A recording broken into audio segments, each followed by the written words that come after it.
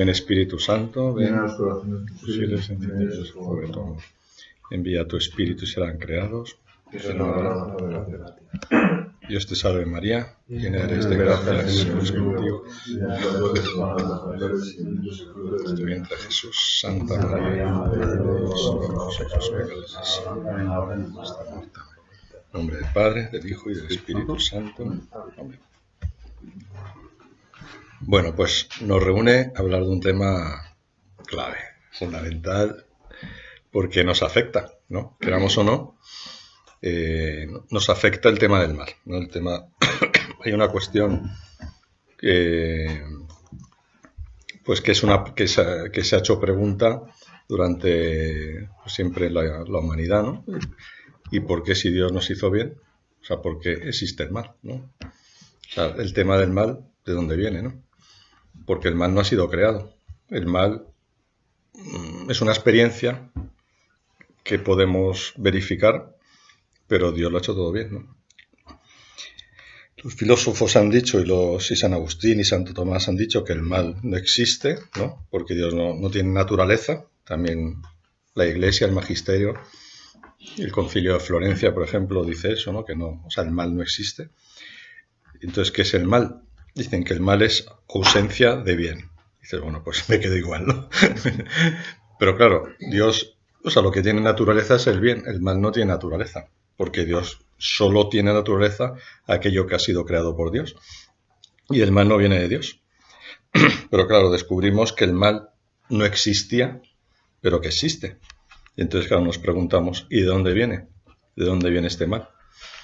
Y bueno, pues solo queda el ver que el mal, que no es de naturaleza, tiene que venir de la historia, de algún hecho histórico por el cual ha entrado el mal.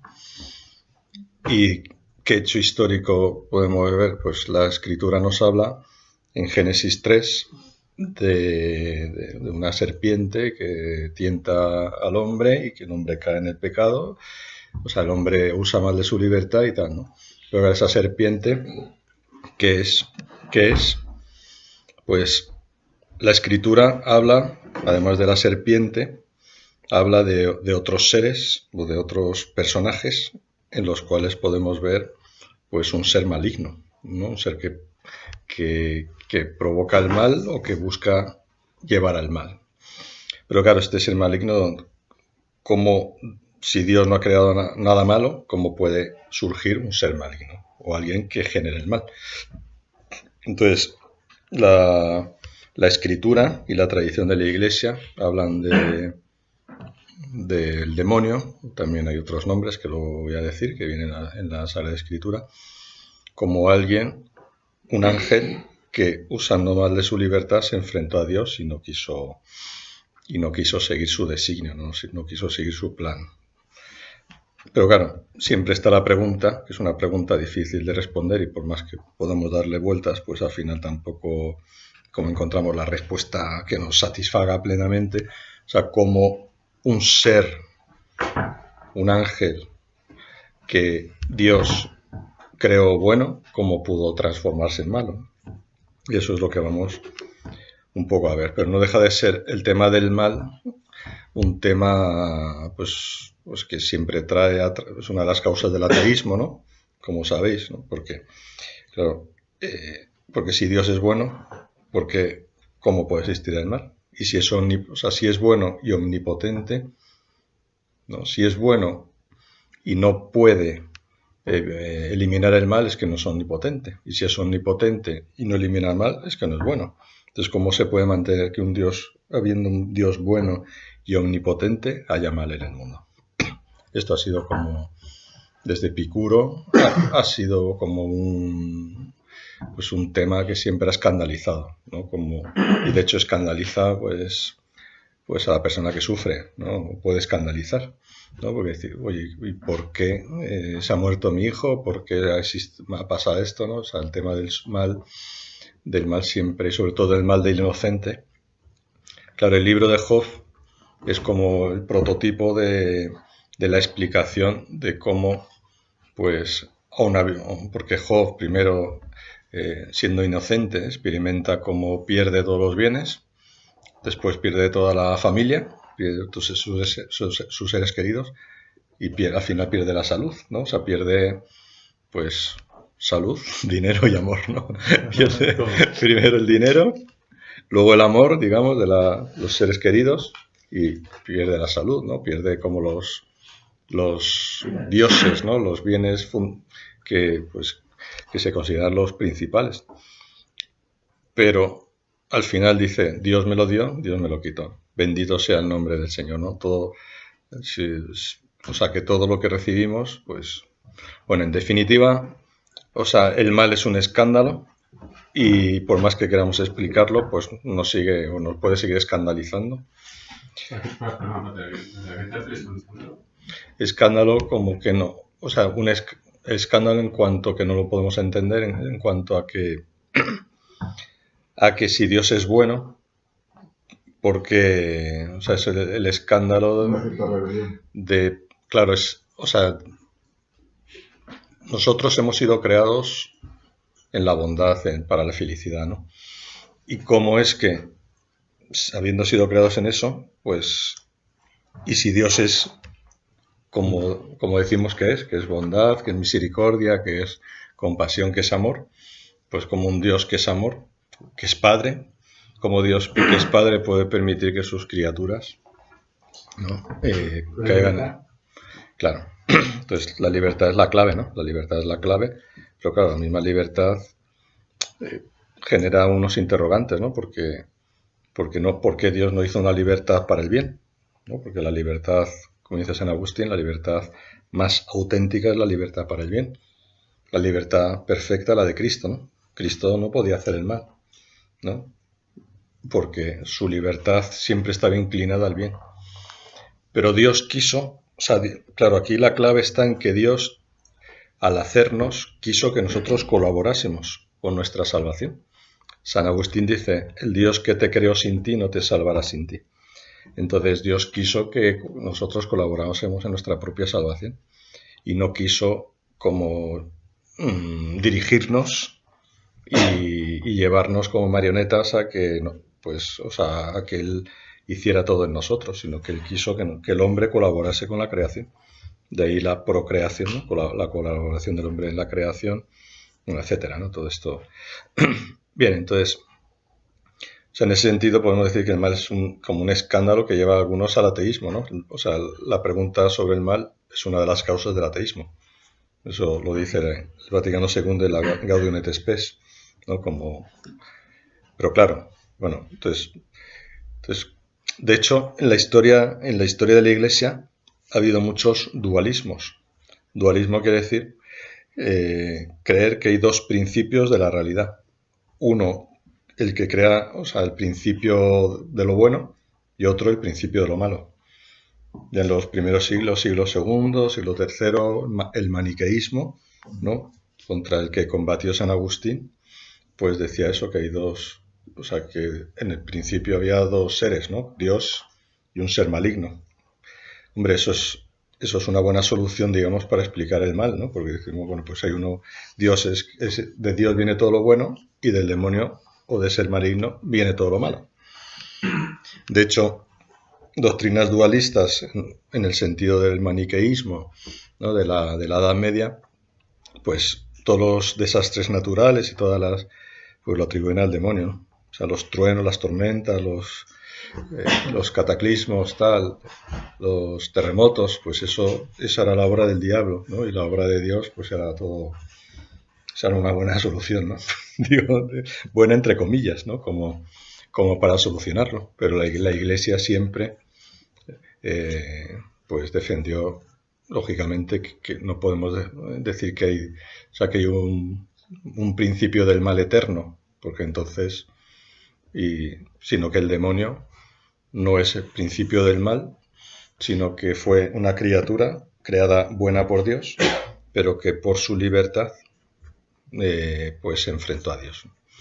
Entonces, bueno, como que el tema del mal está de fondo, ¿no? O sea, creo que es bueno decirlo, tampoco vamos a profundizar mucho en ello, pero creo que es bueno decirlo. La comprensión del demonio, ¿no? Como este personaje, ¿no? Que el demonio es persona, lo llamo personaje por personajillo, ¿no? Que, pues, o sea, la comprensión de un ser que ha traído, bueno, pues un ser que se ha rebelado contra Dios, que era un ángel y que, pues, y que pues ha ido también contra el hombre.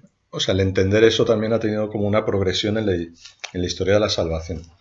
En el Antiguo Testamento aparecen figuras de seres malignos, pero no siempre aparecen claramente como demonios, ¿no? Porque, o sea, no con mucha claridad. Incluso en el libro de Job, o sea, parece que le persigue, el Satán que persigue, todavía no se manifiesta claramente como ese, o sea, ese ser personal malvado que busca, pues, destrozar al hombre, ¿no? Pero cada vez más se manifiesta eso, y en el Nuevo Testamento ya es muy explícito, ¿no? O sea, siempre la revelación, o sea, lo que Dios nos manifiesta, pues en el Antiguo Testamento está como en un proceso como más todavía, pues eso, todavía no está completada, ¿no?, la revelación, y las cosas se explican todavía pues para que el pueblo entienda, ¿no? Pero ya con Jesucristo, pues ya las cosas son claras, ¿no? Entonces, pues Jesús, la vida de Jesús manifiesta claramente la presencia del diablo en muchos momentos, ¿no? Pues las tentaciones, por ejemplo, Jesús aparece la figura de Satanás. En los exorcismos que realiza Jesús, que aparece habitualmente, casi siempre, junto a sanaciones, ¿no? Dice en los evangelios, Jesús curó a muchos enfermos y expulsó muchos demonios. Jesús. Y la presencia del demonio es reconocida también por los que critican a Jesús, porque no critican que tenga poder de expulsar demonios, lo que critican es de dónde le viene ese poder. Cuando le dicen los fariseos, echa a los demonios con el poder del jefe de los demonios. Incluso decían de Jesús que tenía un demonio, como lo habían dicho de Juan Bautista, ¿no? Entonces, en los exorcismos se manifiesta la realidad del demonio, pero también se manifiesta el poder y la autoridad de Jesús sobre los demonios. Jesús actúa en nombre propio, o sea, no necesita acudir a nadie. Y los demonios reconocen en Jesús que es el Santo de Dios, dicen, es el Hijo de Dios, aunque nunca le llamarán Señor, ¿no? O sea, reconocen su divinidad los demonios, pero no reconocen que Él es el Señor, porque si dicen que es el Señor, entonces están reconociendo que ellos son siervos, ¿no? Porque la clave, lo diré después más, pero la clave, digamos, de por qué el demonio es demonio. Lo mío era un ángel que no se quiso someter a Dios y se muestra como Dios, ¿no? En exorcismos, pues con frecuencia, cuando habla el demonio dice yo soy Dios, ¿no? Él pide adoración, él tiene su séquito, él tiene sus siervos y se pone al menos a nivel de Dios o por encima de Dios, ¿no? O sea, como que la característica más esencial del demonio es el autoproclamarse Dios. De hecho, si recordáis en Génesis 3, cuando tienta al hombre, dice, si coméis de estos seréis como Dios, ¿no? Luego hablaré de eso, ¿no? Entonces, es como decir, si te enfrentas a Dios, o sea, Dios quiere que no te enfrentes a Él, o sea, Dios quiere que lo obedezcas y que te sometas, porque Dios quiere tenerte sometido. Pero si tú te rebelas, puedes llegar a ser igual que Él, ¿no? O ponerte por encima de Él. Y eso es lo que hizo el demonio. Entonces está claro que el demonio aparece en la Escritura muchísimas veces, en el Antiguo Testamento, en el Nuevo Testamento. Es un dato de en este sentido de fe, de la Biblia aparece muchísimas veces, pero sobre todo aparece en sus actuaciones. O sea, en la Biblia no encontraremos una definición de lo que es el demonio. Ni tan siquiera aparece cuándo fue el pecado de los ángeles, ni tampoco señala exactamente cómo fue. Lo que sí vemos es que Cristo ha vencido, o sea que el demonio está ahí, pero que Jesús, sobre todo con su muerte y su resurrección, pues ha vencido a Satanás. De hecho, la cruz es como el momento más paradójico, ¿no? Porque el demonio, cuando Jesús muere en la cruz, pensó que él ya había vencido, ¿no? O sea, cuando le entregan, pues es entregado a la muerte. O sea, el demonio, eso aparece de alguna manera en la película La Pasión, ¿no? Y pues como el demonio se cree que ya está derrotado, ¿no? Y claro, y paradójicamente, lo que parece la derrota de Cristo es su victoria, porque en la cruz Jesús derrota al diablo y en su resurrección, ¿no? Porque no podemos separar muerte y resurrección, van siempre unidas. Entonces, la victoria de Cristo se realiza en el misterio, lo que llamamos misterio pascual, que es la muerte, cruz, resurrección, ¿no? La muerte en la cruz y la resurrección. La Iglesia, la tradición de la Iglesia, los santos padres y luego pues los concilios y las declaraciones del magisterio han definido claramente, o sea, hay un acuerdo en que pues no solo en la existencia del demonio, sino en su acción contra Dios y contra los hombres. Los padres de la Iglesia pues profundizan en su naturaleza y el motivo de su pecado. ¿No? La Biblia no hablaba de la naturaleza del demonio, ni tampoco, o sea, parece que eso aparece con lo que hacen, pero no explica el porqué. Entonces, los santos padres, los padres de la Iglesia, afirman que el demonio es una criatura frente a estos dualismos que hemos hablado antes, ¿no? Como el maniqueísmo. O sea, el demonio es criatura, no es Dios. No, eso le fastidia mucho al demonio, ¿no? Cuando una lectura que está en el ritual de exorcismos, que es el prólogo de San Juan, dice, en el principio existía el verbo estaba junto a Dios y el verbo era Dios, que existía desde siempre, ¿no? Claro, o sea, él se atribuye ese ser Dios, ¿no? Como el existir desde siempre y tener el mismo poder, pero no, él es criatura. Y eso pues no le gusta mucho, ¿no? Porque no se quiere reconocer como criatura. Y bueno, pues los santos padres hablan claramente de eso, que es una criatura, que no es un principio eterno. O sea, el demonio está muy contento con los dualistas, ¿no? Pues le ponen al mismo nivel de Dios, que es un ángel. Y dicen, ¿y el pecado? ¿Cuál fue su pecado? Pues en primer lugar el pecado, el de soberbia, ¿no? El orgullo, el de querer ser Dios, ponerse en el lugar de Dios. Pero también, recogiendo lo que dice el libro de la sabiduría, ¿no? También subrayan que los demonios cayeron en el pecado de envidia hacia los hombres, ¿no? Como dice San Ireneo, o sea, que tuvieron envidia, o sea, porque Dios iba a crear un ser y él se iba a encarnar en ese ser. Entonces, por soberbia y por envidia, que son los dos grandes pecados. Entonces, si podemos hacer una clasificación de los pecados, los más graves son la soberbia y la envidia. La soberbia, porque es ponerme en lugar, o sea, la soberbia, digamos, la buena, o sea, la buena que la mala, ¿no? O sea, el pecado de soberbia, en sí, o sea, más pleno, ¿no? Que es no reconocer a Dios, negar a Dios y ponerte tú en lugar de Dios. O sea, ser tú Dios, ¿no? Hacerte tú un Dios. Y la envidia,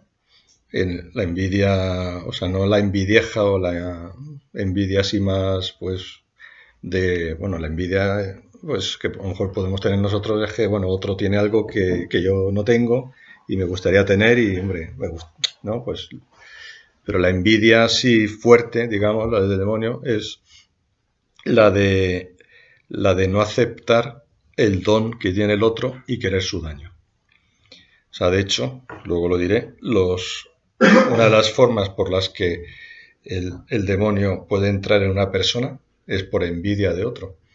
Y, o sea, por esa envidia mala de lanzar un maleficio, una maldición, un mal de ojo o algo de esto, ¿no? O sea, la envidia es terreno del diablo. O sea, me refiero a esta envidia, ¿entendéis? ¿No? De querer hacer daño y de maldad. Entonces, ya desde los primeros siglos, la tradición de la Iglesia ha afirmado la existencia del demonio o de los demonios como criaturas, ángeles caídos que cayeron en el pecado por soberbia y envidia y que están definitivamente y eternamente condenados. Y para que la cosa no acabe mal, pues completan diciendo, pero han sido vencidos por Cristo y no tienen más poder que el que Dios les concede y les permite. En el fondo, Dios, que tiene el poder supremo, permite la acción del diablo de un modo misterioso también, porque claro, ahí también surgen muchas preguntas, ¿no? Que no tienen respuesta, porque los planes de Dios muchas veces no hay quien los entienda, ¿no? Pero Dios lo permite eso para un bien mayor, ¿no? Cuando hemos hablado del mal, una de las cosas que dice la Iglesia es que el mal existe, es un misterio, o sea, toda la revelación da una explicación, o sea, todo lo que es la historia de la salvación da una explicación o busca una explicación al mal, pero al final, pues hay que ver que el mal es mal, que Cristo lo ha vencido en la cruz, que Dios ha tomado el mal, o sea, asumiéndolo, cargándolo sobre sí mismo, en vez de abolirlo, lo ha cargado, cosa que seguramente nosotros no hubiéramos hecho, nosotros nos hubiéramos cargado, pero Dios quiso cargarlo sobre sí, y que de los males se saca bienes, y que del mayor mal de la historia, que es la crucifixión, se ha sacado el mayor bien. Entonces, bueno, que Dios permite o deja que el demonio actúe, pero saca un bien mayor, ¿no? O sea, permite para probarnos, para hacernos crecer, para que crezcamos en la lucha, pero que saca del mal, saca bienes, de la acción del demonio, saca bienes mayores. Bueno, esa es la realidad, aunque muchas veces cuando uno está pues en medio de la prueba o tal, pues lo pasa mal, ¿no? Entonces, esto que viene de los santos padres, pues luego pues Santo Tomás y en la escolástica, en la Edad Media, pues siguió en la misma línea, y la Iglesia, el magisterio igual, el Vaticano II, ya más recientemente, o sea, la Iglesia nunca ha negado, el magisterio nunca ha negado la existencia y la actuación de los demonios. Lo que sí es que pues ya en el siglo XX, pues se ha subrayado, como hace Pablo VI, se subraya que el demonio no es una figura simbólica, sino una realidad personal. Dice Pablo VI, en una audiencia general, dice, el pecado es ocasión-efecto de una intervención en nosotros y en el mundo de un agente oscuro y enemigo, el demonio. El mal no es solamente una deficiencia, lo que decía antes de como una deficiencia del bien, sino una eficiencia, un ser vivo, espiritual, pervertido y pervertidor, terrible realidad, misteriosa y pavorosa. Se sale del cuadro de la enseñanza bíblica y eclesiástica quien se niega a reconocer su existencia, o bien que hace de ella un principio que existe por sí y que no tiene, como cualquier otra criatura, su origen en Dios, o bien quien la explica como una pseudo-realidad, una personificación conceptual y fantástica de las causas desconocidas de nuestras desgracias. O sea, Pablo VI deja claro que el demonio existe, es una criatura personal, no algo fantasioso. O sea, a consecuencia del racionalismo y del modernismo, también en la Iglesia, pues entró después de una época en que se veía todo, ¿no? Como se hablaba mucho del demonio y tal, se pasó al extremo de decir que el demonio era una figura simbólica, y hoy pues hay creyentes que siguen diciendo esto, ¿no? Y pues eso no tiene ningún fundamento ni bíblico, ni de la tradición, ni del magisterio, ni de la experiencia, pues eso, de la experiencia que tenemos todos, pues todos sentimos la tentación, y de la experiencia que sienten algunos, que experimentan algunos, pues que tienen otras afecciones, ¿no? De las que voy a hablar después. Vamos como a resumir un poco lo que hemos visto, ¿no? Entonces, ¿cuál es la identidad de los demonios? Son criaturas, ángeles, tienen el poder angélico que Dios les dio y mantienen el orden jerárquico, porque en los ángeles hay unas jerarquías. Son ángeles caídos y su pecado es irrevocable. Es decir, no puede ser perdonado ni tienen posibilidad de arrepentimiento. ¿Por qué? ¿Por qué no pueden? Porque es una pregunta, ¿no? Y no se pueden arrepentir. Y no pueden. No, porque han fijado libremente para siempre su oposición a Dios. O sea, no hay posibilidad de arrepentimiento porque su inteligencia preclara y su situación, que no tienen posibilidad de un cambio, pues, o sea, la conciencia del ángel es, o sea, no es clara, no es preclara, ¿no? Entonces, de alguna manera, como dice el Catecismo, en el número 393, dice: el carácter irrevocable de su elección y no un defecto de la infinita misericordia divina es lo que hace que el pecado de los ángeles no pueda ser perdonado. Y cita a San Juan Damasceno, que dice: no hay arrepentimiento para ellos después de la caída, como no hay arrepentimiento para los hombres después de la muerte. O sea, nuestra situación, cuando muramos ya no podemos arrepentirnos, ¿no? O sea, tenemos este tiempo, porque Dios nos creó, al hombre le creó en un estado de camino hacia la perfección. No nos creó perfectos, no nos creó completos, nos creó con la posibilidad de llegar a eso, ¿no? O sea, el paraíso no es el cielo. Dios crea al hombre en un estado que es el paraíso, que es un estado, pues, de amistad con Dios, pero donde el hombre tiene que trabajar. Cuando dice cultiva la tierra, el trabajo no es consecuencia del pecado. El trabajo es antes del pecado. Dios nos pone para... Entonces, el hombre está en proceso. O sea, la idea de Dios o el plan de Dios era de que pasásemos del paraíso, libremente nosotros crecer, colaborar en la creación, y del paraíso al cielo. Pero el paraíso terrenal no es el cielo, no es el paraíso celestial, no es el cielo. El paraíso terrenal es un estado de inicial, ¿no? Germinal, de amistad con Dios, ¿no? No es la perfección, no es la plenitud. Sin embargo, el ángel ya fue creado en esa perfección, con lo cual sus decisiones, sus opciones son definitivas. Los demonios no son figuras simbólicas o personificaciones míticas del mal, no es una abstracción. Así dice el Catecismo cuando habla al final, en la última parte, que empieza a explicar el Padre Nuestro. Al explicar el líbranos del mal, dice: propiamente habría que decir líbranos del malo, ¿no? Del maligno. Líbranos del malo, porque el mal no es una abstracción, designa una persona, Satanás, el maligno, el diablo, que se atraviesa en el designio de Dios y su obra de salvación. Bien, entonces, esto es más o menos lo que son los demonios, ¿no? Y su acción, ¿en qué consiste su acción? ¿Cuál es su propósito? San Ignacio, en los ejercicios espirituales, lo llama el enemigo de la natura humana, ¿no? El enemigo del hombre.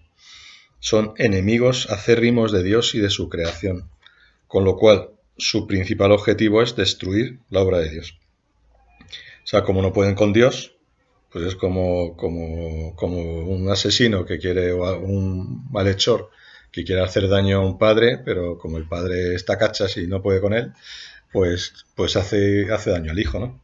Como a veces pues hemos visto en situaciones, ¿no? Como pues eso, ¿no? Bueno, esto, ¿no?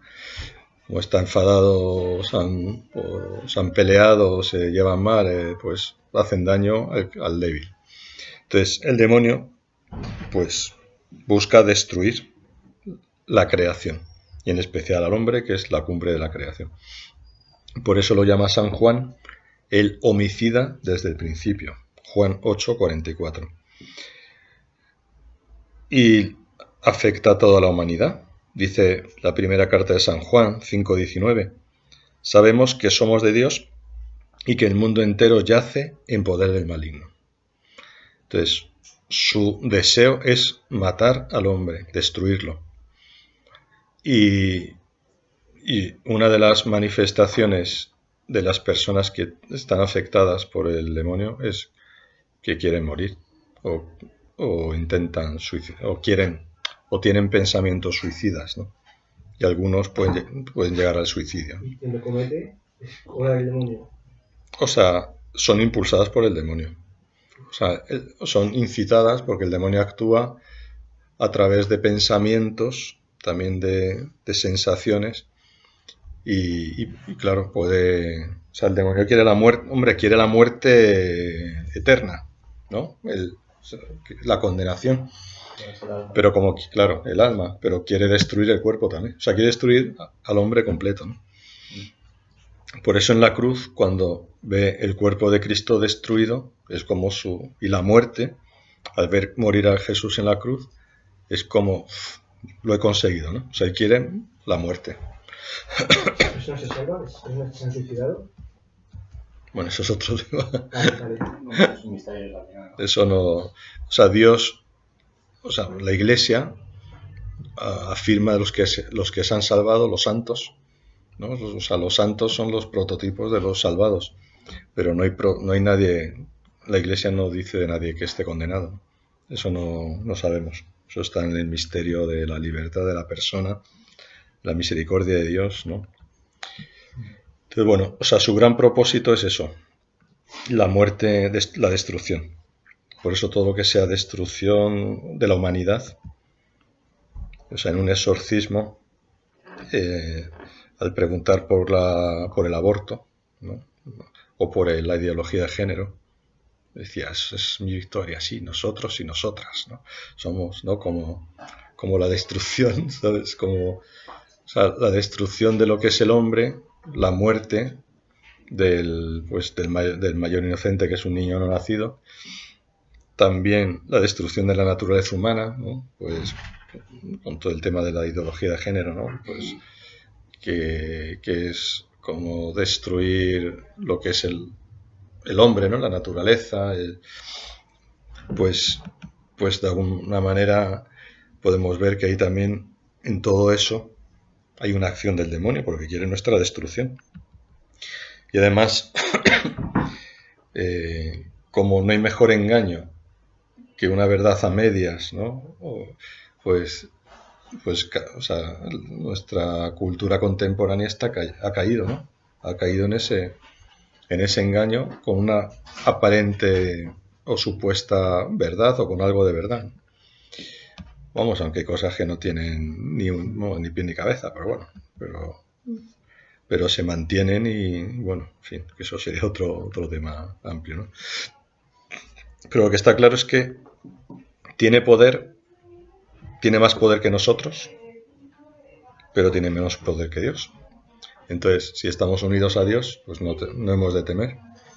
O sea, el poder suyo es limitado, porque es criatura, no es un poder infinito, porque no es más que una criatura, poderosa, porque es espíritu puro, pero criatura. Y está siempre en dependencia de la permisión de Dios, o sea, de que Dios le permita su acción. Entonces eso es muy importante, ¿no? ¿Por qué Dios lo permite? Pues bueno, ahora podemos hablar un poco de eso. Pero dice el catecismo en el número 395, el que Dios permita la actividad diabólica es su gran misterio. ¿Por qué? Pero nosotros sabemos que en todas las cosas Dios interviene para bien de los que le aman.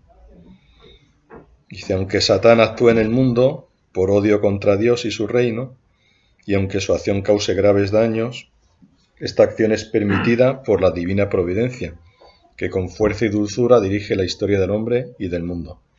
¿No? O sea, tenemos que ver que por encima, pero bueno, es un misterio, o sea que no, si hay personas que sufren estas situaciones, pues yo pues digo, no, ¿y por qué? ¿Y por qué? Digo, pues yo no lo sé, yo no te lo puedo decir, porque mira, es un misterio, lo dice el catecismo. Bien, ¿qué estrategias usa el demonio? Pues la principal es la mentira. Dice el Apocalipsis, engaña al mundo entero. Apocalipsis 12. La mentira es como pues su forma de actuar, ¿no? Y sobre todo bajo verdad o una mentira a medias. Dice San Pablo en la segunda carta a los Corintios, se disfraza de ángel de luz. Entonces, la mentira es pues su terreno. La mentira, pues también, como hemos dicho antes, ¿no? Hablando de la soberbia y la envidia, pues la mentira, hombre, una cosa es una mentira que dice uno por miedo y tal, ¿no? Pero bueno, toda mentira está, pues está fuera del terreno de Dios, que es la verdad. Pero bueno, que hay mentiras como más incisivas y que buscan un daño. Entonces, San Ignacio habla en los ejercicios espirituales, habla de algunas estrategias, ¿no?, que usa. Y dice que al que está enganchado, al que está atado a un pecado o a una situación, ¿qué hace el mal espíritu? Propone placeres aparentes para mantener en el pecado, ¿no? Pues uno, yo qué sé, pues tienes un enganche afectivo, pues desordenado, o algo, o yo qué sé, o tienes una adicción, ¿no? Entonces, ¿qué hace el demonio? Pues propone un placer aparente para mantenerte en esa adicción, en esa dependencia, en esa situación. ¿Y qué hace Dios? Pues lo que Dios hace es remorder, ¿no? Como inquietar, ¿no? Para que uno no siga en eso. El demonio, al que va creciendo en la vida espiritual, lo que hace es entristecerle, poner impedimentos e inquietar con falsas razones para que uno no siga adelante. Entonces, hay veces que una persona dice, pues encuentro mal, no sé, ¿y qué te pasa? No, nada, pero no tengo ganas de rezar, no tengo ganas de nada, no tengo ganas. Y era una persona que iba bien, ¿no? Pero sin razones, pues ahí podemos ver que está siendo tentada. Estos son como estrategias o formas del demonio que nos tocan a todos. Y junto con esto, con estas dos estrategias, también podemos ver como 3 métodos que utiliza siguiendo a San Ignacio. Son el miedo, el atemorizar; segundo, el ocultarse; y tercero, el ver el punto débil. Primero, el atemorizar, ¿no? O sea, el enemigo quiere hacernos creer que es más fuerte y poderoso de lo que en realidad es, para dar miedo. O sea, de hecho, personas que están también con una influencia del demonio extraordinaria, no solo la que tenemos todos, ¿no? Pues la tentación, sino algo más, pues están atemorizadas, ¿no? O sea, el demonio las coge por el miedo. Porque San Ignacio dice que si le plantas cara, ¿no?, pues él retrocede. Si le plantas cara, ¿no? Claro, hombre, aquí depende del grado. Porque claro, hombre, el demonio, pues si está muy fuerte, pues le plantas cara y también te planta cara, ¿no? Pero bueno, en el caso, digamos, más común, pues pues el plantar cara, o sea, no dejarse atemorizar. Segunda estrategia, así método, quiere ocultarse para que pensemos que no está o no existe. Porque esa es una de las cosas que pasan también en el mundo de la iglesia, ¿no? Pues o no se le tiene en cuenta. Pues hay dos extremos, el no tenerlo en cuenta y otros que ven el demonio en todas partes, ¿no? Pues ni una cosa ni otra. Pero una cosa que quiere el demonio es como esconderse o presentarse como que no está. Y también hace como don Juan Tenorio, ¿no? Como el vano enamorado, que dice San Ignacio, que va seduciendo, pero va reclamando el secreto, ¿no? No, esto no lo digas, esto tal. De la manera que no se le descubra. Entonces, San Ignacio dice que cuando alguien tiene un guía, una dirección espiritual y se abre del todo, pues ahí el demonio también queda, o sea, sus argucias o sus estrategias pues quedan desveladas, ¿no? Y lo que hace es buscar el punto débil para entrar, ¿no? O sea, todos tenemos pues un pecado, una tendencia, ¿no? una herida por la cual, o sea, algo fundamental, un defecto, una pasión dominante. Entonces por ahí es por donde va a entrar, ¿no? Por donde nos va a tentar, donde va a hacernos daño. Pero en esto podemos distinguir como dos tipos de actuación: la ordinaria y la extraordinaria. La extraordinaria no porque es muy buena, sino porque no es ordinaria. La ordinaria consiste en inducir al mal, ¿no? O sea, como dirigirnos al mal. Y no es manifiesta, no se ve claramente. Y eso es la tentación. La tentación es que el demonio nos induce al mal. La extraordinaria consiste en hacer el mal. O sea, es un mal ya hecho. Y se manifiesta y no afecta a todos, es excepcional. Entonces, el modo ordinario y universal, la universal, el modo ordinario es la tentación. O sea, hay incitación al pecado provocando el desorden de pensamientos o pasiones. La tentación viene por la seducción, por atracción que despierta el apetito, pero que no es conforme a la ley divina. La tentación dirige al pecado, pero no conlleva necesariamente caer, ¿no? O sea, sabemos que la gracia, pues la gracia está por encima o sea, que el Señor está por encima, ¿no? Y luego, la actuación extraordinaria afecta a algunos, no es universal como la tentación, y tiene dos posibles causas. Por una parte, puede ser por culpa o responsabilidad propia, cuando uno ha hecho algún tipo de prácticas de ocultismo, pues satanismo, esoterismo, brujería, hechicería, que haya hecho santería, maleficios, o también se abren puertas al diablo, una posibilidad de que el diablo entre de esta manera más extraordinaria, pues cuando se han hecho algunas terapias de estas alternativas que están basadas en la energía universal de la nueva era, ¿no? Donde se invocan, entre comillas, seres de luz o maestros ascendidos que son en realidad demonios, como se hace en el Reiki, registros acásicos y otros métodos de sanación o desarrollo personal que están muy extendidos en nuestra sociedad. Puedo entrar por ahí, por ejemplo, por sí. el Reiki. No significa, porque mucha gente lo hace. Sí, pero no son conscientes de lo que hacen.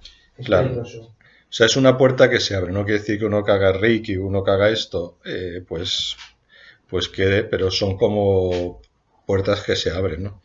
O sea, si yo, pues esta noche dejo la puerta de mi casa abierta, pues a lo mejor no entra nadie, ¿no? Seguramente no entre nadie. Pero claro, si la voy dejando abierta varios días, pues, hombre, a lo mejor nunca entra nadie, pero estoy dando la posibilidad Lo ponen más fácil, sí. Estoy dando la posibilidad de que entre, ¿no? O sea, pero si no hay una actuación, digamos, voluntaria, ¿eh? O sea, hay otra causa, Ah, o sea, está la por culpa o responsabilidad propia, pero también puede haber una acción extraordinaria del diablo de este tipo por responsabilidad de otros, que a través de maleficios, hechizos, brujería, maldiciones, mal de ojo, ¿Se puede entrar también? sí, puede, o sea, una persona puede tener posesión, incluso posesión, ¿no? Ahora voy a decir como los distintos grados, ¿no? De esta, o sea, pero incluso se puede llegar a la posesión, porque la posesión solo es del cuerpo, no del alma, por un maleficio o tal, ¿no? Ahora, la eficacia de un maleficio no es automática, ¿no? O sea, si una persona está protegida, habitualmente no pasará nada, ¿no? Pero bueno, dentro de lo que Dios puede permitir, también puede permitirlo a una persona que lleve una vida para que, bueno, de una manera misteriosa, pues crezca en santidad, ¿no? Es un poco, no es algo muy extraordinario, ¿no? Pero bueno, también lo hay, ¿no? O sea, de personas, pues, habitualmente también, o sea, como he dicho antes, el demonio entra por la parte débil. Entonces, cuando uno tiene heridas que no están sanadas y heridas fuertes y cuando hay historias también familiares de sus antepasados, situaciones, pues, o sea, como que hay más posibilidad, ¿no? Pero no deja de ser un misterio, ¿no? No deja de ser un misterio. O sea, esto es lo más difícil de entender, ¿no? Porque, o sea, a nivel físico lo podemos entender más, ¿no? Tú sales a la calle, viene un tío, te pega una puñalada y pues tú no tienes la culpa y te ha matado o te deja mal herido, ¿no? Pero claro, a nivel espiritual, que alguien te pegue un maleficio, ¿no? Así y desee tu mal y pues hombre, porque eso y que te llegue y te afecte, hombre, yo creo que, o sea, que eso afecta, pero que tiene que haber otras cosas también, ¿no? Que tiene que haber, pues eso, que una situación de debilidad que lleva a que eso te afecte y realmente se produzca, o sea, que en ese sentido no hay que estar temiendo, ¿no? Joder, si este me va a hacer un maleficio, ¿no? Evidentemente tenemos que estar protegidos porque, o sea, hay una relación entre nosotros. O sea, ¿por qué el pecado de Adán nos ha afectado a todos? Porque hay una solidaridad de todos en Adán, ¿no? En Adán, pues su pecado nos afecta a todos. ¿Por qué la salvación de Cristo nos afecta a todos? Porque todos somos solidarios en Cristo, ¿no? Entonces, hay una solidaridad entre nosotros, entonces, el demonio tiene un poder, lo puede realizar él solo, digamos, pero normalmente, o sea, es a través de otro, o sea, como que, o sea, el demonio nos tienta, nos tal, pero así estas situaciones más extraordinarias, o uno está invocando al demonio y lo está solicitando, o otro lo solicita para hacerte daño. Mucha gente hace pactos también con el demonio, ¿no? Claro. No. Sí, yo te doy más sobre la acción. Como yo esas familias un poco lejos, yo sobre la acción de día a día. Pues, o sea, entonces puede haber como una doble causa, ¿no? La responsabilidad propia o de otros. Y luego, en cuanto a los efectos, estos efectos extraordinarios dan lugar a diversas manifestaciones, que podemos resumir en tres, ¿no? De menor a mayor grado. Primero, la perturbación indirecta, ¿no? O infestación que afecta a lugares, objetos y animales. O sea, puede haber, o sea, una casa cuando suenen ruidos, casas infectadas, ¿no? Como esta de Cibeles, ¿no? Tal que se habla de eso, de que hay eso, suenan, o sea, que hay ruidos, se mueven objetos, también puede afectar a animales, eso es algo indirecto. Una perturbación personal que afecta a la persona, pero no pierde el control de su voluntad. Entonces podríamos ver aquí distintas situaciones. Aunque no hay un lenguaje común, se suele aquí distinguir entre vejación, que afecta a lo externo, como puede ser la vida afectiva, laboral, económica, familiar, social, o recibir vejaciones, golpes en el cuerpo, daños en los bienes, pues ver sombras o figuras perturbadoras o cosas así, ¿no? Vejación. Segundo, opresión diabólica que afecta al cuerpo, donde hay, pues tener enfermedades que no tienen pues ninguna razón médica, molestias físicas sin explicación pues médica, y la obsesión diabólica que afecta a la mente. Son pensamientos obsesivos continuos provocados por demonios, ¿no? Entonces, o sea, hay una perturbación que afecta a la persona, pero ella no pierde el control de su voluntad, ¿no? Le afecta más a lo externo, vejación, más al cuerpo, opresión, y más a los pensamientos, obsesión. Y la más fuerte es la posesión diabólica, que afecta a la persona, que no siempre tiene control de su voluntad. De tal manera que cuando en momentos fuertes de presencia de Dios, pues en una misa, una adoración fuerte y en el exorcismo habitualmente, pues la persona, se manifiesta el diablo. Hay veces que la persona entra en trance y no se acuerda de nada, ¿no? Ya está el diablo, incluso habla a esa persona y dice, no está, soy Satanás, ¿no? Soy tal. Entonces, como que tal, otras veces la persona es consciente, o sea, hay distintos también grados de posesión. Pero hay que tener en cuenta que la posesión del que se trata, o sea, del que busca una ayuda, es una posesión del cuerpo.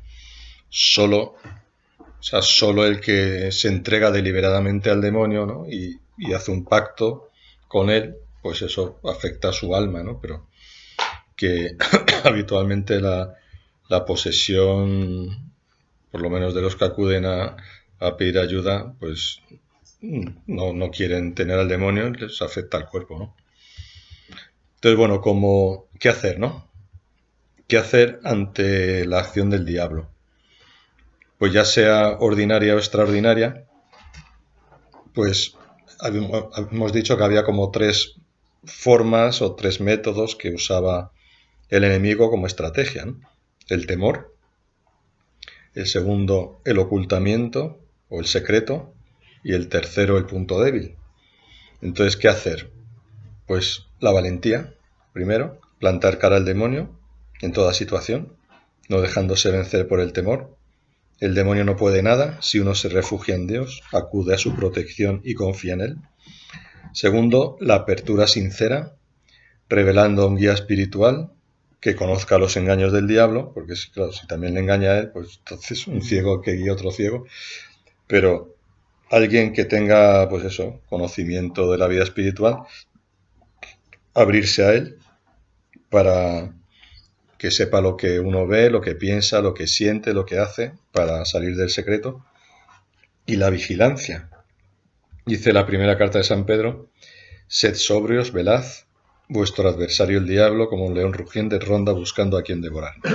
Resistidle firmes en la fe. Entonces es importante conocer los puntos débiles, sobre todo el punto, no sé, normalmente yo creo que todos nos tendemos a confesar más o menos de lo mismo, o como hay una parte más débil en la que solemos caer más, entonces pues combatir, ¿no? Y estar atentos y vigilar esa parte más débil que cada uno tenemos. Es fundamental el discernimiento. O sea, el discernimiento, dice San Pablo en la primera carta de los tesalonicenses, guardaos de toda clase de mal, examinadlo todo, quedaos con lo bueno. O sea, el discernimiento es fundamental, ¿no? Entonces, en nuestra cabeza, hay como varios terrenos de juego, ¿no? Donde nos pasan cosas. Está la cabeza, ¿no? Los pensamientos, el cuerpo, la zona de la afectividad. Entonces, los pensamientos tienen un triple origen. Pueden ser, cuando me viene algo, puede ser de Dios, puede ser del mal espíritu o puede ser mío. Entonces, pues hay que examinar. Dice la primera carta de San Juan, el capítulo 4, versículos 1 y 2. No os fiéis de cualquier espíritu, examinad examinad si los espíritus vienen de Dios. Entonces, tenemos que ver, o sea, que ir aprendiendo. ¿Y cómo sabemos cuál es el criterio para saber si un pensamiento es de Dios, es del demonio o es mío? Pues a veces puede ser claro, porque si algo me lleva mal, está claro que no es de Dios, pero hay cosas que tampoco uno sabe. Entonces, siempre por los frutos. ¿Qué fruto, o sea, después de esto, qué fruto ha dado? Y claro, nos va ayudando también la experiencia, la ayuda de otro, que tenga un guía espiritual, que tenga discernimiento y experiencia, porque es fácil engañarse uno a sí mismo. Y cuanto más unidos estemos a Dios, pues más vamos a saber los engaños, ¿no? Más en concreto, ¿cuáles son los medios ordinarios en la lucha contra Satanás? Pues los medios ordinarios son todos los que fomentan la comunión con Dios.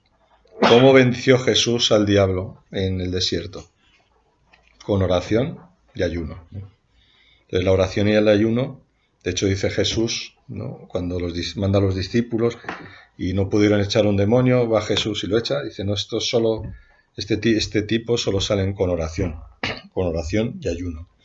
Dice ahí como, bueno, lo del ayuno en algún manuscrito no viene, pero bueno, en algunos sí, con oración y ayuno, ¿no?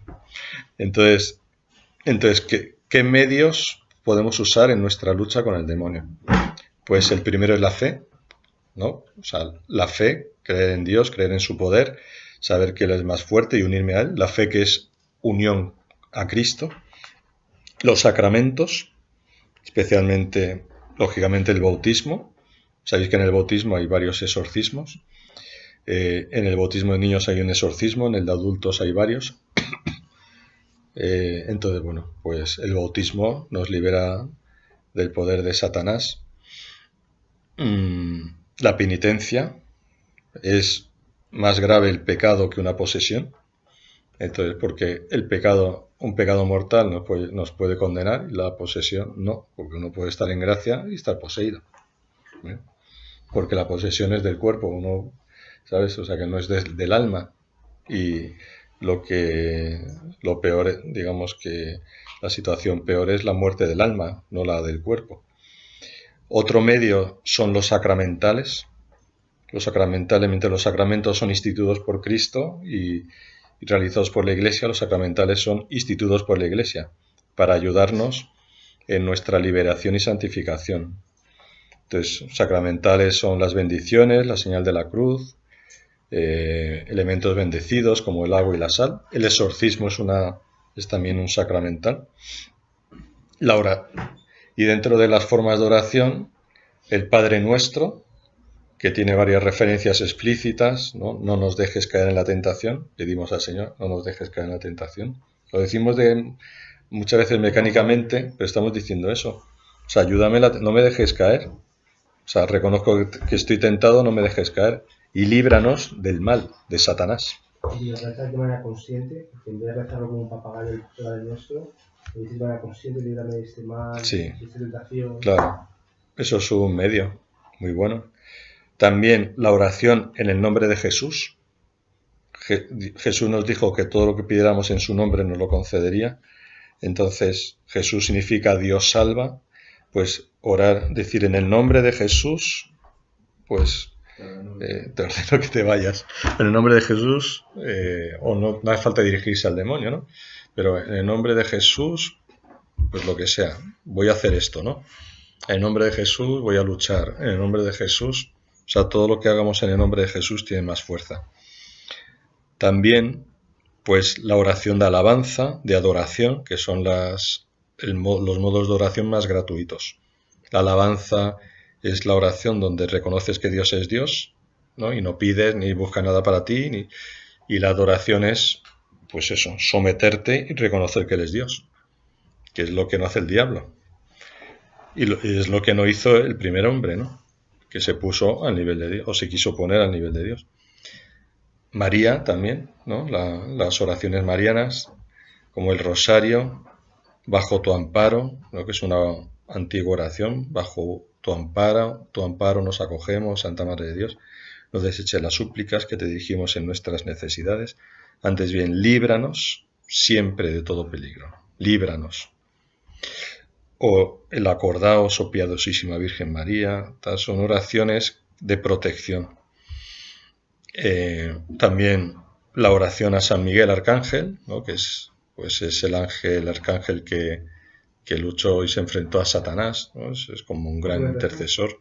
Como medios ordinarios, o sea, medios específicos, ¿no? La oración de liberación para, pues, pedir la liberación, pues, vejaciones, opresiones, otras situaciones, y el exorcismo para tratar la posesión diabólica.